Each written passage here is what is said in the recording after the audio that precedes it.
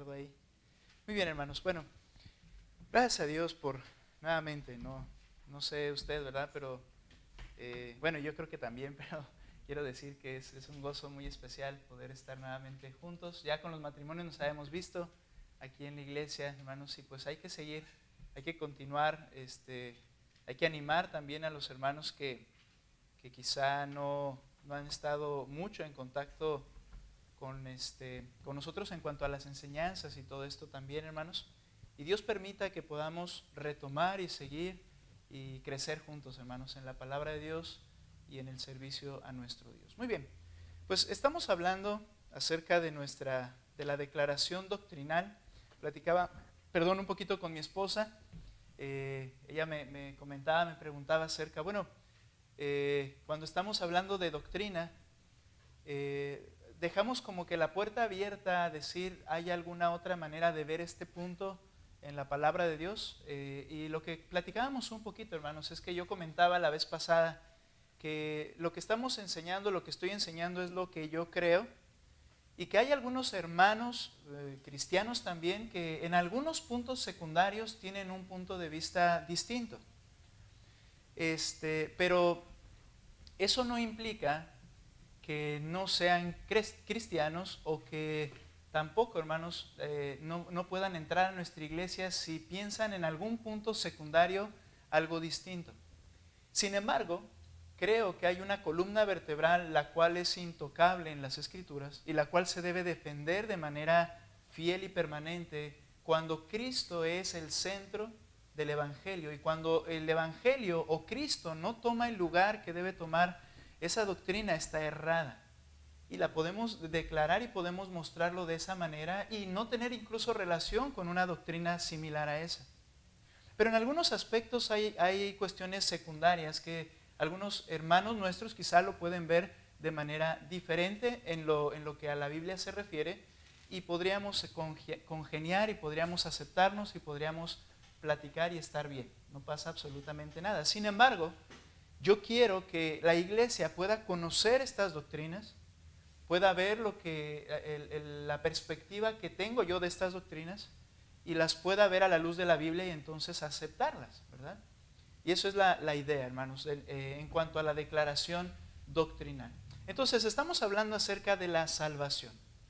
Y antes de querer hacer alguna introducción, simplemente recordarles que el punto principal es que la salvación es de principio a fin una obra de Dios. Él es el que la lleva a cabo. Es un acto de gracia, salvar y perdonar, y no por algún factor nuestro, no porque nosotros lo merezcamos o alguna obra nuestra. Y dentro de la salvación hemos ido viendo algunos aspectos que son importantes dentro de la misma doctrina de la salvación, como la elección, la justificación, la regeneración también. Y ahora es mi intención que podamos cerrar, ¿verdad?, el tema acerca de la salvación. La semana anterior hablamos de la santificación y veíamos que hay dos aspectos en esto. En el momento en que la persona cree el Evangelio, el Señor lo aparta para sí, lo hace santo y lo declara santo, ¿recuerda? Y le pertenece ahora al Dios santo. Pero también hay un segundo aspecto que es la santificación progresiva. Y eso se refiere a que el creyente es llamado a vivir una vida apartada para el Señor, apartada de todo lo común, de lo inmundo de este mundo, para vivir para la gloria de Dios. Ahora, como parte final de este tema de la salvación, vamos a hablar de la seguridad de la salvación. La seguridad de la salvación. Bien, hemos declarado desde el principio que la salvación es un acto de Dios de principio a fin, que Él otorga soberanamente por medio de su gracia, no en base a mérito alguno del pecador, sino por medio de la fe en Cristo. Pero hay un aspecto que también las Escrituras nos declaran y responde a la siguiente pregunta: ¿puede una persona que ha sido regenerada, justificada, que ha sido elegida, salvada, que ha creído en el Señor Jesucristo, o cualquiera de estos aspectos que hemos hablado de la salvación, ¿puede una persona perder la salvación que le fue dada por gracia? Mi intención es que a la luz de las Escrituras podamos ver el testimonio acerca de esto. ¿Puede una persona perder la salvación que le fue dada? Ahora, hay dos ideas muy parecidas que vamos a diferenciar en esta noche. Y que no significan lo mismo, aunque a veces las usamos como sinónimos. En este punto hablaremos de dos subtemas, por decirlo así, dentro de la teología o la doctrina de la salvación. Y es, número uno, la seguridad de salvación, como lo mencioné en nuestro título, que es como de la manera más general, pero también la certidumbre de salvación. Y aunque es muy parecido hablar de seguridad de salvación y certidumbre de salvación, no es lo mismo y vamos a hacer una diferencia. La primera, la seguridad de la salvación, tiene que ver con si la salvación es posible perderla o no. Seguridad de salvación tiene que ver con si la salvación es posible perderla. Y certidumbre de la salvación se refiere a estar seguro de serlo. Estar seguro de serlo, de ser salvo. Las trataremos entonces como dos subdivisiones del tema de la seguridad de la salvación. La certidumbre de la salvación, la seguridad de la salvación. Muy bien, ¿listos? Ok, ahí vamos a ir en las Escrituras a ver algunos pasajes. Enseñamos que, creemos que, un creyente, voy a empezar con la certidumbre de la salvación. Creemos que un creyente, o enseñamos que un creyente debe y puede tener certidumbre de su salvación. Debe y puede tener certidumbre de su salvación. Raire, en su libro de la doctrina básica, explica que la certidumbre es la comprensión de que uno posee la vida eterna. La comprensión de que uno posee la vida eterna. La falta de certidumbre a menudo trae trauma innecesario, pero terrible a la vida de una persona. Les voy a dar un poquito de mi testimonio. Cuando yo realmente entendí el Evangelio, vi mi condición digna del infierno y entendí que Él era, siempre lo había escuchado desde que era niño, pero desde los 12 años hasta los 18 oí el Evangelio. Pero a los 18 años entendí mi condición. Yo sabía que iba al infierno, yo lo entendía. La Escritura había sido clara conmigo. Cuando yo escuchaba una predicación, el Señor tocaba mi corazón de esa manera.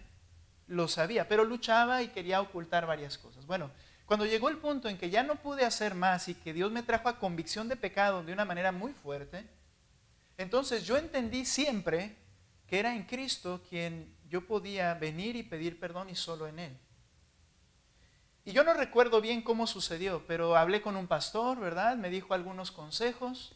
Después yo en mi casa, ¿verdad? Sin ninguna supervisión de nadie más, yo simplemente no recuerdo qué dije, solo me acuerdo que me puse ante el Señor y dije, ¿ahora qué hago?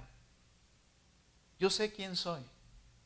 Y no soy digno de que me perdones y no lo merezco, lo entendía, no sabía cómo expresarlo. Después, hermanos, quizás fueron 4, 5 meses en que tuve una lucha permanente en cuanto a la certidumbre de mi salvación.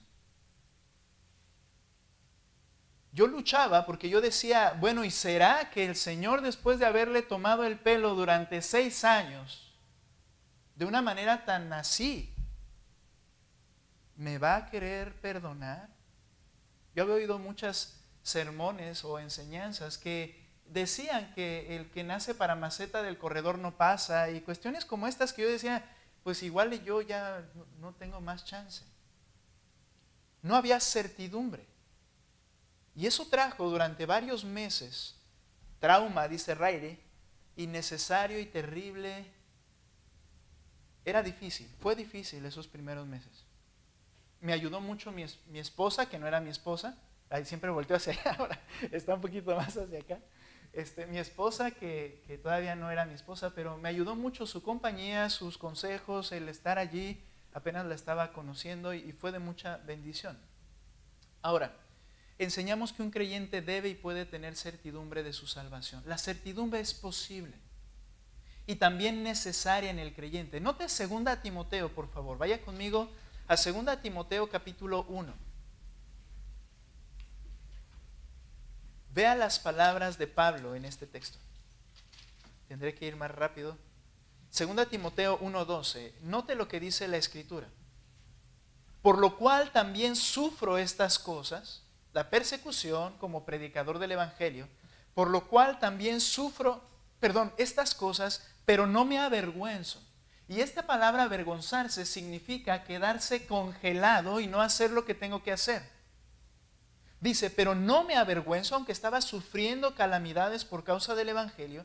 Y dice enseguida, porque yo sé en quién he creído y estoy convencido de que Él es poderoso para guardar mi depósito hasta aquel día. Y la versión que tenemos en nuestra Biblia y aquí al frente, está diciendo allí, ¿verdad? Porque yo sé en quién he creído y estoy seguro. Estoy seguro. ¿Qué nos muestra este pasaje? Este pasaje nos muestra certidumbre en Pablo. Note que él no manifiesta, híjole, no sé. Y a veces en la vida de Pablo hay ocasiones en que, por ejemplo, usted ha escuchado hablar cuando Pablo dice que no venga yo a ser descalificado. Y alguien podría decir, bueno, es que Pablo también dudaba en el sentido de que si no permanecía fiel podía perder la salvación. No es lo que está pasando.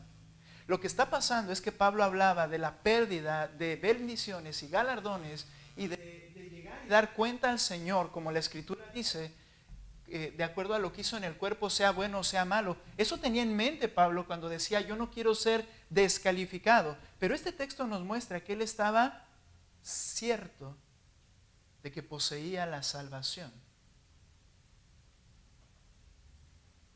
En este versículo dice, estoy seguro. La certidumbre de Pablo radica ¿en qué? Vea lo que dice. Porque yo sé en quién he creído. Y entonces estoy convencido de que Él es poderoso para guardar mi depósito para aquel día.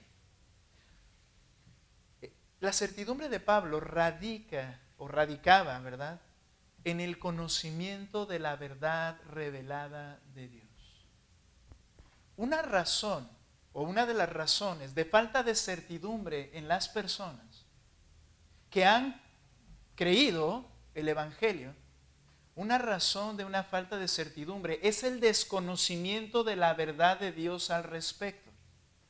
Y es eso lo que veremos en la seguridad de la salvación, que hablaremos en un momento. ¿Qué dice la Biblia al respecto? Pero la falta de conocimiento puede traer a su vida una falta de certidumbre. Pablo dijo, yo sé, conocimiento de la verdad, en quien he creído y Él es poderoso para hacer lo que dijo. La falta de conocimiento trae incertidumbre. Otra razón de la falta de certidumbre es por atribuir la certeza de su salvación a las experiencias. Algunos confían en el método eclesiástico usado en ese momento. Algunos confían en que es que sí, yo pasé al frente cuando me dijeron. Pero otro quizá va a decir, hijo, es que yo escuché y sí sentí, pero yo no pasé.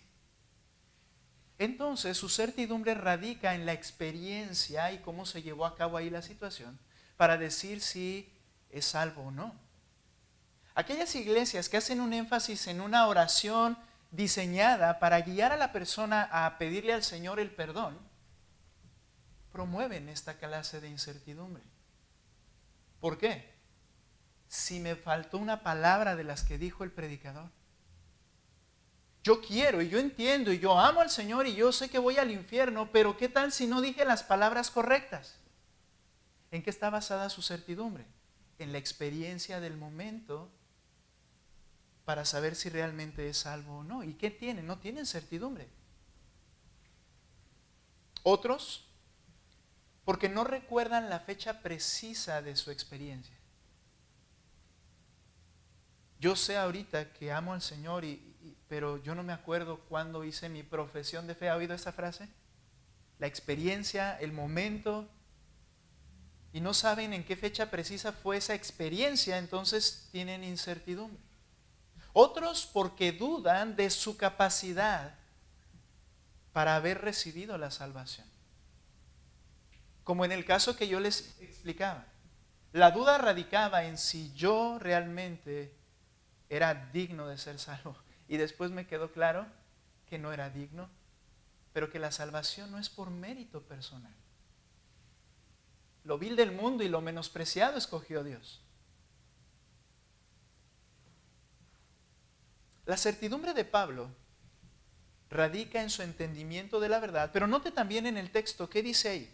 Porque yo sé en quién he creído, nuevamente estamos en el capítulo 1 de 2 Timoteo, verso 12, parte media del texto, porque yo sé en quién he creído y estoy convencido, note, ¿en qué más radicaba su certidumbre? Que Él es poderoso para guardar mi depósito para aquel día.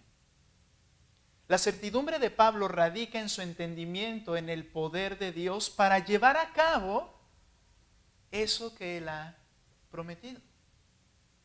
Radica en el poder de Dios. ¡Qué agonía! Esas doctrinas e iglesias que enseñan que tú tienes que conservar tu salvación,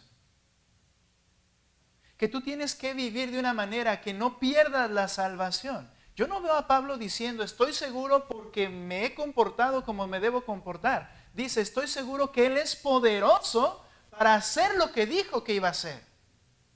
Radica en el conocer la verdad, pero también no en mi poder, sino en el poder de Dios. No en mi fidelidad, sino en su fidelidad. La certidumbre es posible y de hecho es necesaria, hermanos. La certidumbre, así como la de Pablo, en cada creyente, es obrada por el Espíritu Santo en la conciencia del creyente. Y en esa obra del Espíritu Santo no queda fuera la participación necesaria del mismo creyente. Vaya conmigo a Romanos capítulo 8, por favor.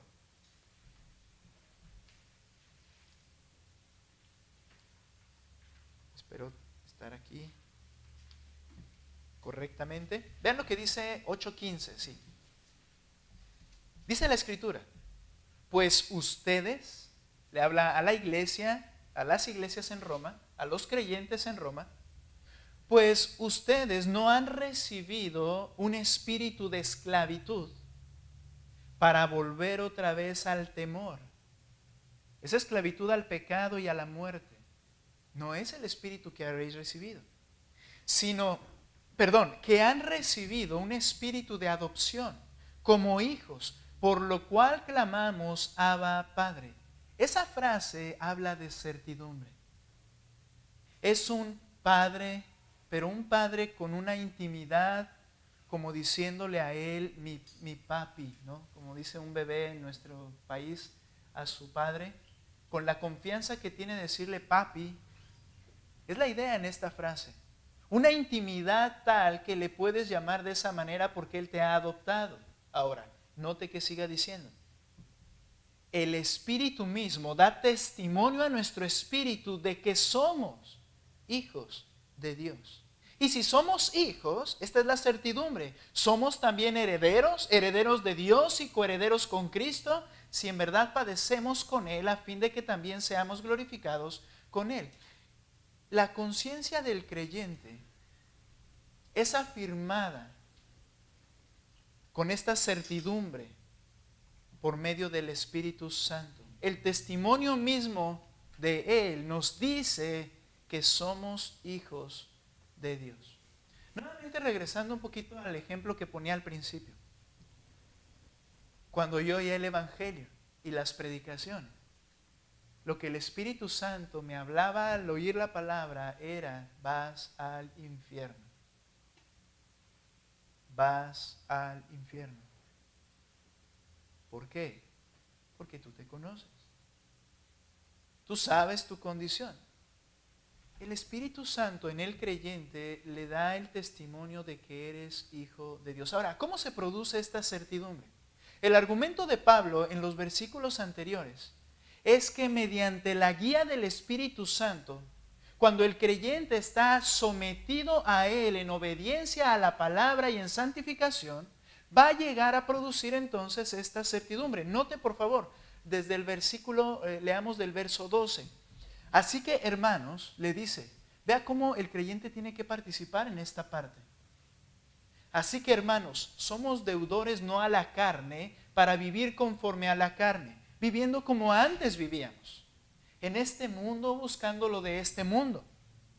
Dice, no eres deudor a la carne para vivir conforme a la carne. Porque si ustedes, dice Pablo de manera general, viven conforme a la carne, si hay una persona que su única manera de vivir es satisfaciendo las cosas mundanas, habrán de morir. Pero si por el Espíritu hacen morir las obras de la carne, vivirán. Porque todos los que son guiados por el Espíritu de Dios, los tales son hijos de Dios. Y entonces luego dice que el Espíritu mismo dice a nuestro espíritu que somos hijos de Dios. ¿Cómo llegamos a esa certidumbre?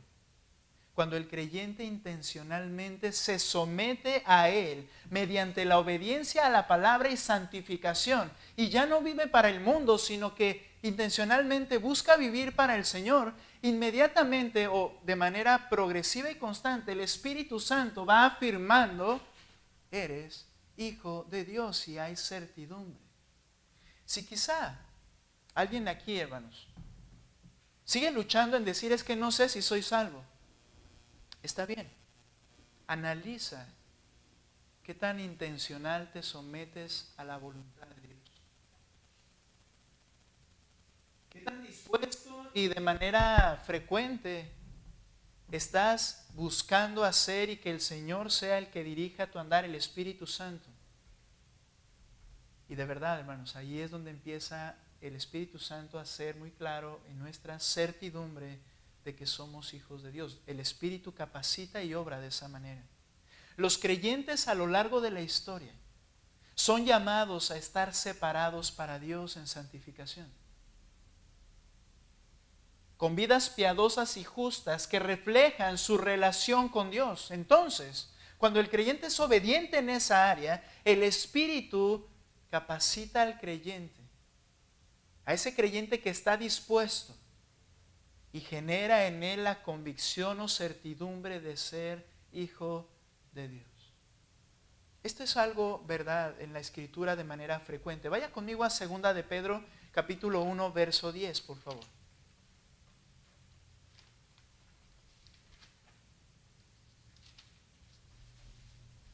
Cuando alguien viene y diga, es que no estoy seguro, es que hay luchas en mi corazón. Bueno, yo no puedo saciar esas luchas, pero ¿sabes qué podemos decir? Haz lo que tienes que hacer. Haz lo que la Escritura te enseña que tienes que hacer. Porque mediante eso el Espíritu traerá esa certidumbre cada vez más a tu corazón. Note por favor que el creyente es llamado a llegar a esta certidumbre en su vida. No solo es posible, sino que es necesaria. 2 de Pedro 1:10. Por favor, quiero pedirles ahora que ustedes lo lean con fuerza. 1:10 y 11, si estamos bien. Adelante. 2 de Pedro 1:10 y 11. Por lo cual, hermanos, tanto más procurad hacer firme vuestra vocación y elección, porque haciendo estas cosas no caeréis jamás, porque de esta manera os será otorgada amplia y generosa entrada en el reino eterno de nuestro Señor y Salvador Jesucristo. Así que hermanos, sean cada vez más diligentes. ¿En qué? En hacer firme, certeza, tu vocación y elección. Otra versión dice, ya lo he usado en algunas ocasiones de manera ya frecuente, pero otra versión dice que con diligencia hagas evidente tu genuina salvación. Esta es una labor a la cual somos llamados. Y nos dice cómo. Nos dice para hacer firme tu llamado y elección de parte de Dios, porque mientras hagan estas cosas, y si leemos previamente, dice, añade a tu fe virtud, a la virtud conocimiento, al conocimiento dominio propio, al dominio propio paciencia, a la paciencia piedad, a la piedad afecto fraternal, al afecto fraternal amor. Haz lo que tienes que hacer. Y entonces, dice el texto, sé diligente en hacer firme. No que me voy a salvar por eso, sino certidumbre. Certidumbre. El creyente es llamado a llegar a la certidumbre en su vida. Creemos que el creyente debe y puede tener certidumbre de su salvación. Pero creemos también que los que son redimidos por Cristo, salvos, regenerados, nuevas criaturas, creyentes, cualquier sinónimo de estos, creemos que los que son redimidos por Cristo tienen asegurada su salvación eternamente. Aquí hablamos ahora no de la certidumbre que radica en que la persona esté segura de que posee la salvación, sino de que la salvación misma está asegurada. La salvación está asegurada para el redimido. Y vamos a ver algunos aspectos que yo tomo y los manejo como lo pude ver de manera ordenada por Raire, y creo que va a servirnos mucho. Veamos aquí razones bíblicas por las cuales la salvación está asegurada. En primer lugar, hablemos del Padre. Por el propósito y el poder del Padre. Vaya conmigo a Romanos 8, por favor. Somos bautizados en un mismo espíritu y se refiere al momento en el que fuimos regenerados. Porque ese bautismo fue que el Espíritu Santo nos unió al cuerpo de Cristo. Se requeriría entonces, si se perdiese la salvación, ser arrancado del cuerpo de Cristo de lo que Él ha hecho. Y por último, dice Efesios 1:17 y 4:30 que el Espíritu Santo ha sellado al creyente. Fuiste sellados con el Espíritu Santo de la promesa, que es las arras de la herencia hasta la posesión adquirida. Y note por favor, este sí lo quiero ver, Efesios 4:30, último texto que vemos en esta noche. Efesios 4:30.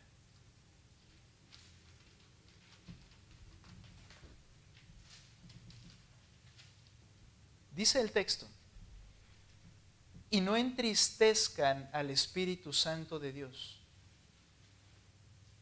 Y no entristezcan al Espíritu Santo de Dios, por el cual, es decir, por medio del cual fueron sellados, ¿para qué? Para el día de la redención. Sea quitada de ustedes toda amargura, enojo, ira, gritos, insultos, así como toda malicia. Sean más bien amables unos con otros, misericordiosos, perdonándose unos a otros, así como también Dios los perdonó en Cristo. El texto nos enseña que es una exhortación. Dice, fuiste sellado, pero hay cosas que tienes que quitar de tu vida, ¿cierto? Esa es la idea del pasaje.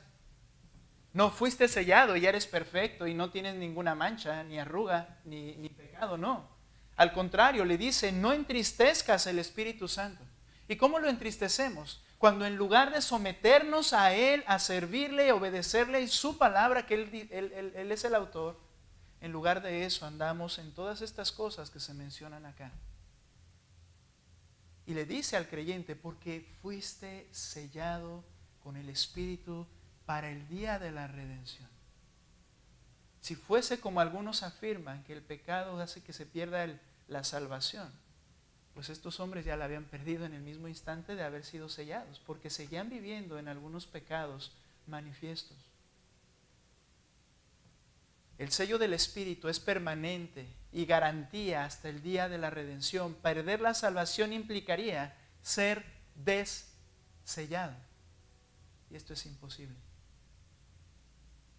Las Escrituras enseñan, por tanto, ahora como Pablo dijo, yo sé en quién he creído. Y si has entendido la doctrina de la salvación y la seguridad de la salvación en quién radica, entonces tú y yo podemos decir como Pablo, Yo sé en quién he creído y estoy seguro que Él es poderoso para guardar mi depósito para aquel día.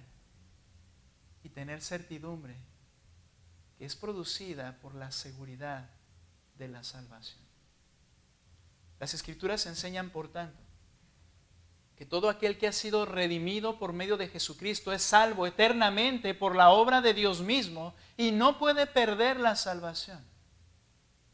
Así también creemos que el creyente puede y debe poseer certidumbre de su salvación por el testimonio del Espíritu Santo en su corazón. Por la gracia, soberanía del Señor, salvando a través de la fe en Cristo a todos los que vienen arrepentidos a Él. Y todo, por eso lo dijimos así, lo seguimos afirmando. La salvación, de principio a fin, es obra de Dios. Vamos a orar. Señor, gracias. Gracias porque comprendemos que ese don inmerecido, pero tan grande, tan abundante, que es imposible poderlo definir en pocas palabras y en toda nuestra vida, lo que nos has dado, Señor.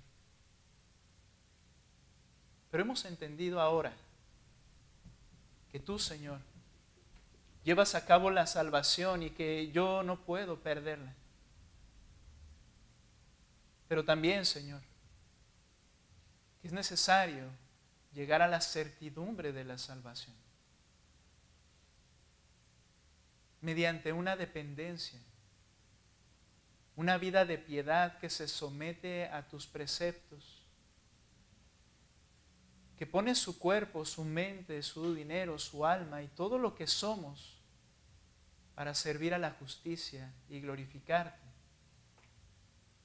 Y cada vez más el corazón lleno de certidumbre puede, como el apóstol Pablo, soportar cualquier prueba y permanecer glorificando tu nombre, Señor, en medio de lo que estamos viviendo en este mundo, Señor. Te ruego, Padre, que obres en los corazones que están inciertos, para que puedan tener el entendimiento claro de su condición ante ti a través de estas pruebas de obediencia y fidelidad. Gracias por habernos otorgado en Cristo todas las cosas sin merecerlo. Gracias, Señor, por interceder por nosotros de manera permanente. Y esto nos tiene que llevar a ver también lo grosero que es nuestro pecado.